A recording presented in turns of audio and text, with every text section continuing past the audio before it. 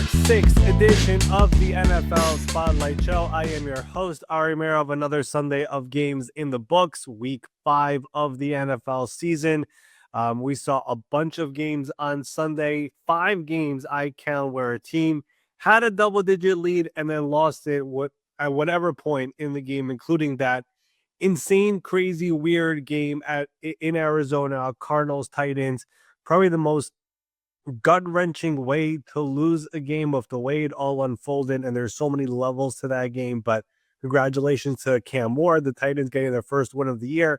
The Jets are now the only winless team remaining in the NFL. A lot to get to here, but now that we're through 5 weeks of the season with one more game coming up tonight, the Chiefs and the Jaguars, a little over a quarter point of the NFL, a quarter of the season in the books.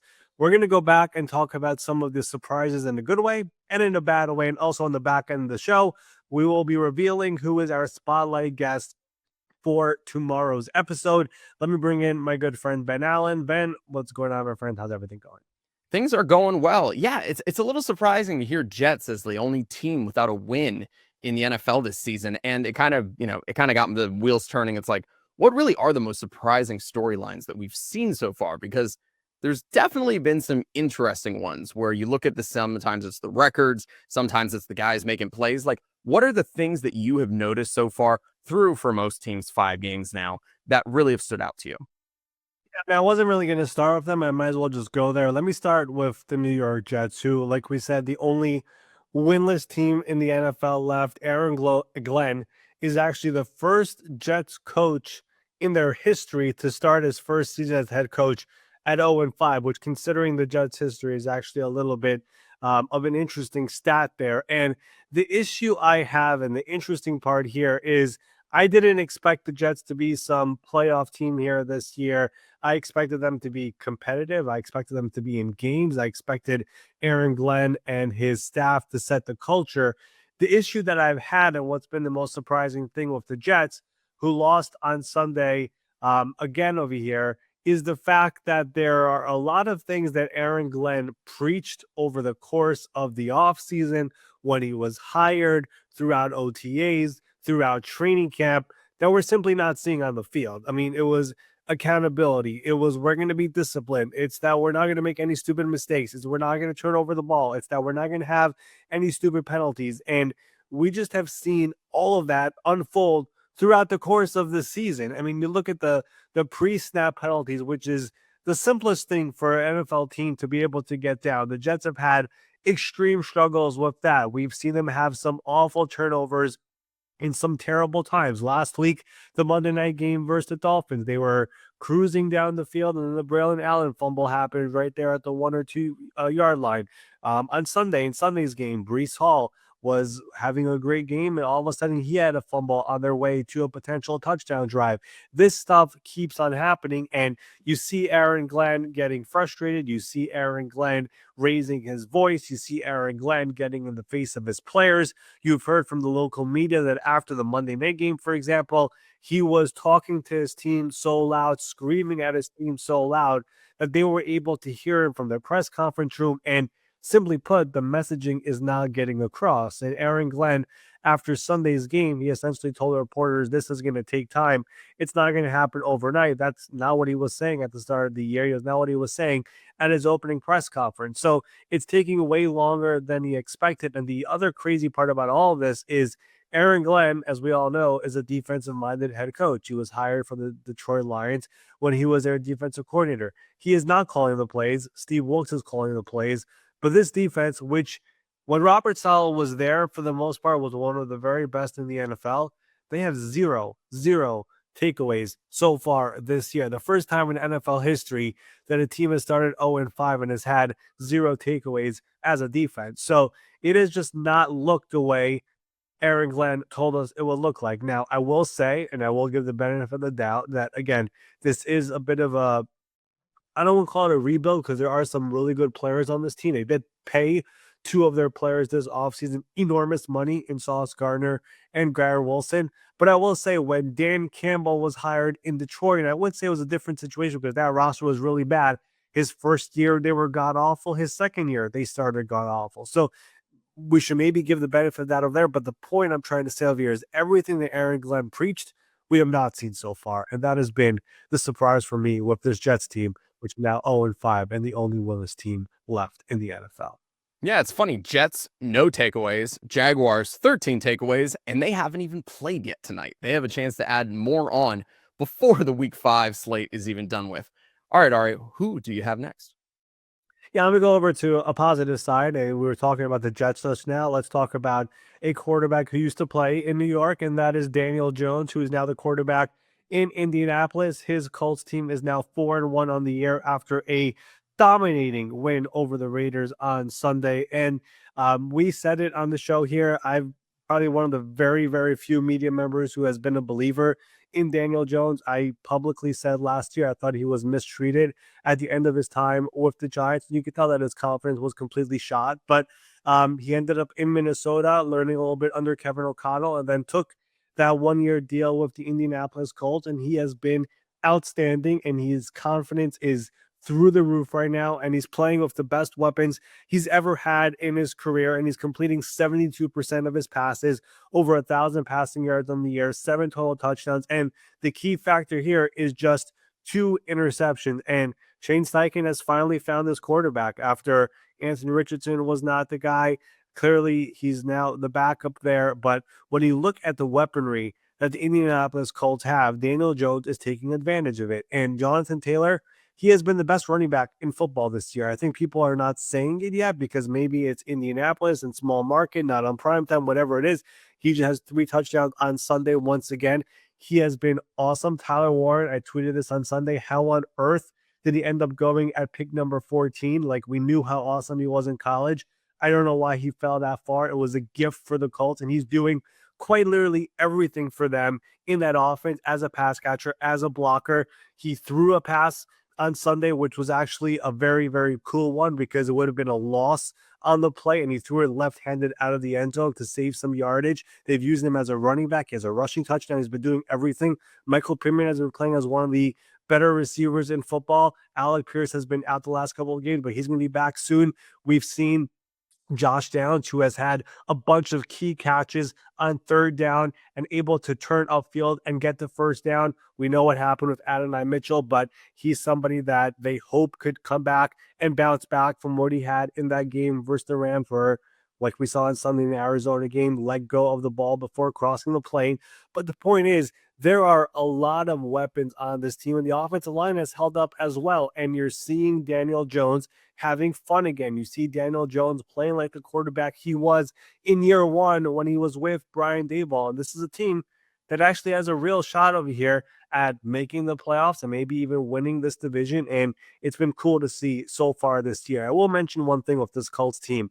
Last year, I was looking at the numbers. This team won 8 games last season, despite the fact that they had the 29th ranked defense in the NFL, so 3rd worst, and they had 29 giveaways last year, which was among the most in the NFL. Think about that for a second. And now this year, with Lou Anarumo in as defensive coordinator, he has been great. And the turnovers obviously being way less than where it was last year, they already have 4 wins. So they won 8 games last year with all that going on offensively and defensively. And now it's much better, and they're winning games much easier. It's obviously a big turning point, and really all Shane Steichen wanted was a quarterback who could command the offense and do what he's told. Richardson could not do that. Daniel Jones is doing it, and we're seeing all the success so far. And people will be surprised to see it, but he could be in line for another big payday come this offseason if this continues. It's hilarious. I mean, all you hear for the longest time is Daniel Jones isn't the guy. Daniel Jones isn't the guy. We bring on guys like Darius Slate, and they're like, he was fantastic. We talk about Logan Ryan with it too. He's like, yeah, no, Daniel was the man. Like, I'm sure if we asked one of our old guests, Zaire, to come on and be like, hey, what do you really think of this guy? And be like, night and day. We look like a totally different offense. And that's, Anthony Richardson is still in the process of figuring out. He got to play a little bit on Sunday. So, sure, he had completed a pass himself. Completed a pass himself. And that's all I have on Anthony Richardson. What do you got next, Ari? Yeah, and let's go back to a little bit of the negative side of here, but the Ravens, who are now 1-4 on the year, and really I'm going to focus on the defense. I do want to mention something about the offense first. I still don't get why. I mean, Lamar Jackson, if he ever got hurt, the backup, I don't understand why it's Cooper Rush. I mean, just a completely different type of an offense. It just makes no sense to me. And he's not really the main reason why they lost on something that got blown out by the Texans. But I just still, as soon as that signing happened in the offseason, it just made no sense to me. And it's still, now that he's playing, it makes no sense at all. But the Ravens defense as a whole, yes, they've had a lot of injuries here as of late, but they've allowed over 37 points in all four of their losses this year. They cannot stop they cannot stop anything right now. Over the last 3 games, you look at what they've done. That defense, which is led by defensive coordinator Zach Orr, has allowed 119 points over the last 3 games.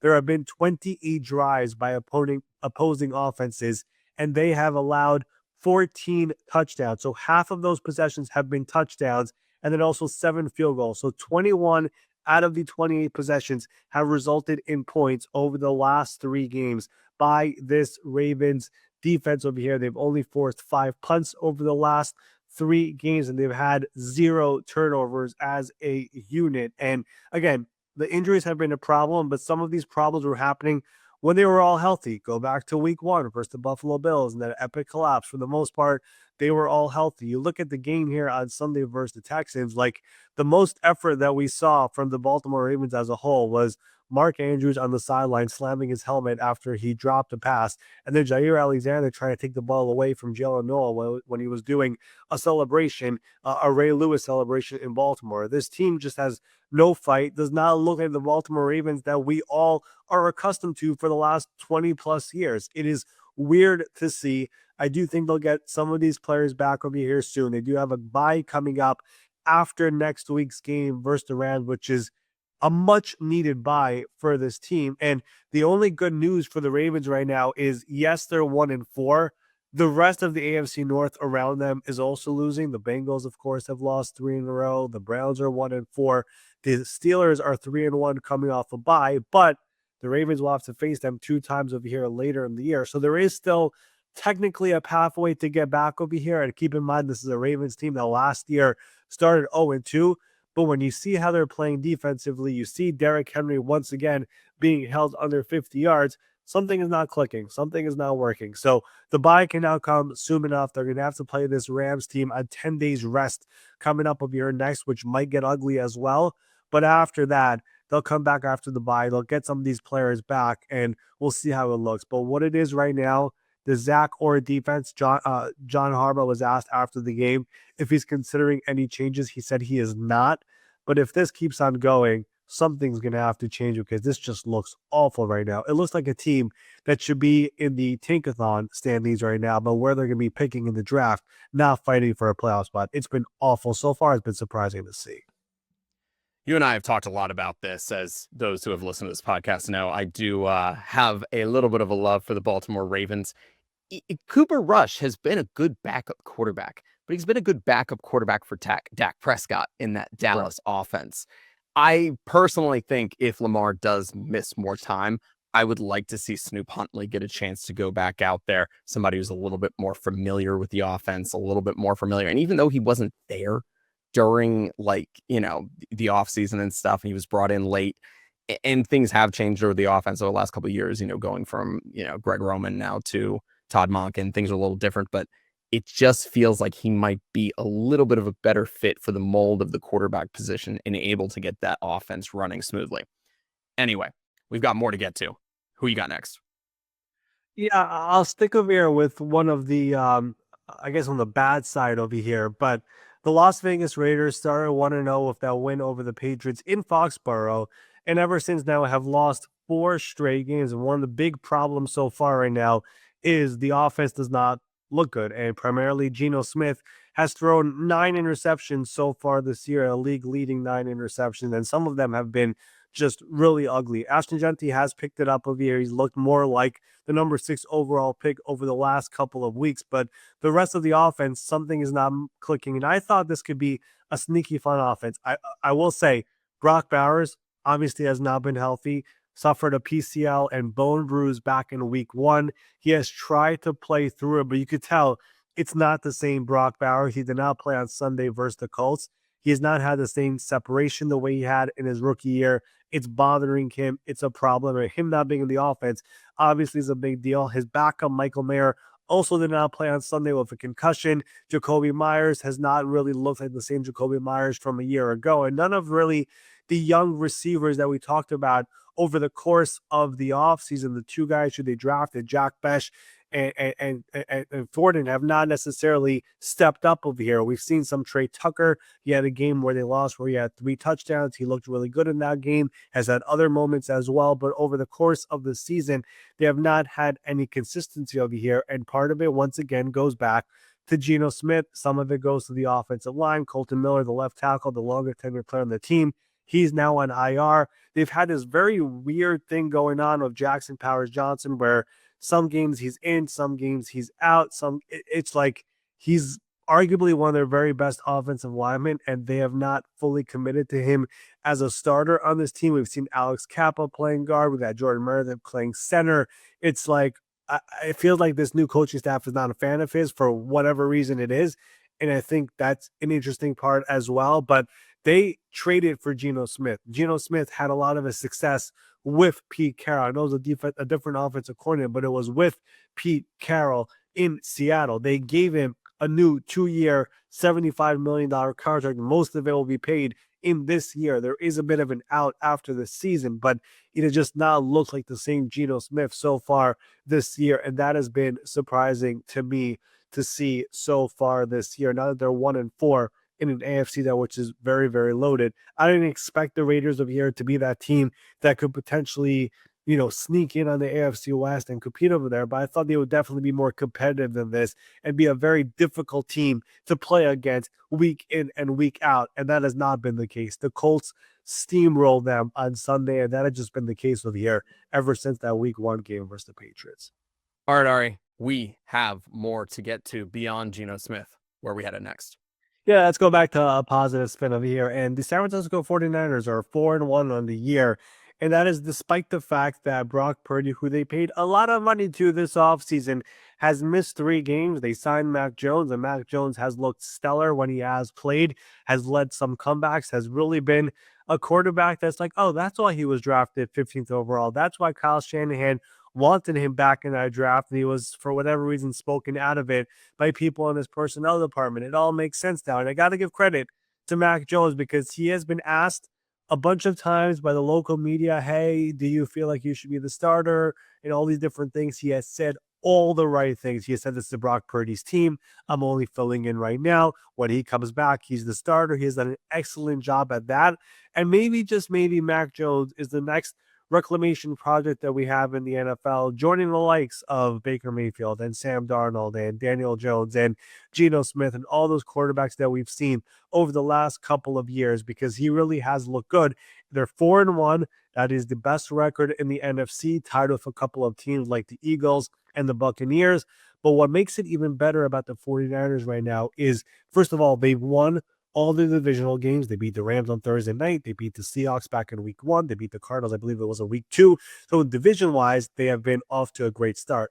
The other thing about the 49ers, which I've been really impressed by, is the fact that they're doing this with all these players who are out. George Kittle suffered a hamstring injury in week 1, has been an IR ever since. He has not been out there. They've been fine. We mentioned Purdy, Jawan Jennings. He's missed some games. Malik Mustafa, their safety, he has not played so far this year. He'll be coming back very soon. Ricky Pearsall, he's missed some time over here with a knee injury. And of course, Brandon Ayuk is still coming back from his ACL injury, which was a more extensive injury than just an ACL. But the point being, all these guys are going to come back eventually. There was one enormous injury, which will not be coming back, which is Nick Bosa. But the facts are they are 4-1 so far this year. They've won all the divisional games. Mac Jones has looked good. Kyle Shanahan has been coaching his butt off, and probably the best coaching addition of the entire offseason, which has not been talked about much, besides for a little bit of skirmish on the field, has been Robert Saleh. The defense has been really good so far this year compared to where it was last year. So that has been great to see. And I think it's been a little bit surprising to see this team playing this well at 4-1, considering all the injuries. nobody, and I mean nobody, had them winning on Thursday night versus the Rams in LA at SoFi Stadium, which the game, by the way, looked like a 49ers home game once again. But point being, on a short week with all those injuries, they still found a way to win. And that's kind of the thing over here that I want to mention with the 49ers. It's been really impressive. And after a year of hell with all the injuries last year and the down year, they look to be back over here right in the mix of things, in the NFC, which has been cool to see. You, this is so silly to even ask, but it's gonna happen, and people are gonna talk about it. Is there any chance Mac Jones remains a starter when Brock is fully healthy? No, I'm not even going to go into it. I mean, Yeah, but it's and gonna be like a real conversation that people are going to try to that's why the first thing I mentioned when I gave this entire explanation is credit to Mac Jones. He has not started up. He has said, I'm filling in. When Brock is back, he's back, and that's it. And I do think Brock hurried himself back, coming back from the injury. And of course, he re aggravated it. And kudos to him for telling the team and telling the staff, hey, I think it's worse. Let's not continue playing on this, especially on a short week. But Mac has done well, but Mac has done a great job of answering all the questions in that red and black suit last week. And whenever Brock is ready to come back, Brock is the QB1. And Brock will have all his pieces back eventually at some point this year. I thought their win totals before the season were like bonkers. It was like 11 wins. I was like, I do not see it with this team, particularly with having the Rams. And they're good. They're very good. And no Nick Bosa too. Like, oh my gosh, it's a crazy team. You got anything else left, Ari? What do we got to hit? Yeah, I'll do one more, and it's not necessarily negative, not necessarily positive. The team was 4-0 coming into the week. Now they're 4-1. Just the drama surrounding the Eagles when things are still going good, I just find it interesting and surprising. And you kind of saw it on Sunday come into full effect of here, where throughout the course of the week, we have this AJ Brown, Devontae Smith drama. We're not getting the ball enough, even though we're 4-0. We want to help the team. AJ Brown puts out the cryptic tweet. He does not speak to reporters, issues an apology, the whole thing going on. And then Sunday comes around versus the Broncos, who are a really good defense. And as a result, we're getting the ball to Devontae Smith. He has a big game, over 100 yards. AJ Brown got a bunch of passes his way, still trying to find, the consistency there of Jalen Hurts. But as a result, Saquon Barkley, the reigning offensive player of the year, has just 9 touches in the entire game. And of course, this Eagles team blows the lead. Now they have their first loss of the year. And it just feels like they're forcing things over here to try to make everybody happy, which at the end of the day, like Saquon said after the game, all I care about is winning. The 9 touches thing does not matter to me if we won the game. They lost the game. So that's the thing over here. And the fact that there was drama throughout the last couple of weeks and you kind of felt it dating back to the first game versus the Cowboys when AJ Brown did basically nothing. All of that has kind of spilled over to a point where in a game at home versus the Broncos where you had a double-digit lead and you lose it at the end. And I think Saquon Barkley, when they were playing from ahead throughout the second half, I think he only had 2 touches the entire second half, which is inexcusable for a team that is playing from ahead. So I think they're just trying to do stuff over here to make it work and make some guys happy, but they're losing the main focus, which is let's win some ball games over here. So I thought that part of it was interesting. I was really curious to see how it would look on Sunday, especially versus the Broncos defense. And I think we saw exactly what it was. Saquon did not get the touches he was supposed to get. They were trying to get the ball to some of these receivers. And as a result, that's what we got over here on Sunday. Now they are 4-1. And it gets even more interesting because they have a short week coming up. They play the Giants on Thursday night at MetLife Stadium. Giants coming off a loss as well. Curious to see how that all looks over here on Thursday night now that there is a loss coming off all of this drama that was inside the building and in the media and whatever. Philadelphia makes it much bigger than it should be, the local media, but it definitely felt like it was something throughout the course of this week, and now resulted in a loss. So I was surprised to see it. I was surprised to see how the results ended up on Sunday, and I'm curious to see how it looks now on Thursday night. The NFL is much more than just what takes place on the field. It also is in the social spheres. You know, the X's, Instagram, TikToks, and Tumblr. Do people still use Tumblr? Can we throw that one in there? I don't know. Is my sports update on any other big social media platforms that we should really be following? Is there anything like that? Or MySpace? You on MySpace at all, Ari? No, no. X is the way to go. Instagram, not really. TikTok. Somebody actually volunteered to take over my TikTok here recently, so maybe I'll give it to him. I've known But you for a long time. This is the first time hearing you have a TikTok. I'm not gonna do anything, but he just like I'll post stuff for you. I was like, okay, maybe. Dude, But my sports update on MySpace, that yeah, yeah. could be big still. Give it another life. Probably not. But that is our most surprising things to start the 2025 NFL season. And with that, Ben, we are going to be announcing who will be our special spotlight guest of the week coming out tomorrow. This is a player who's on a team that has won 2 games in a row. They just had their bye week, and he had one of the big plays from week 4. We will be joined by Chicago Bears defensive back and special team standout Josh Blackwell on the show tomorrow. He was just named special teams player of the week for week 4.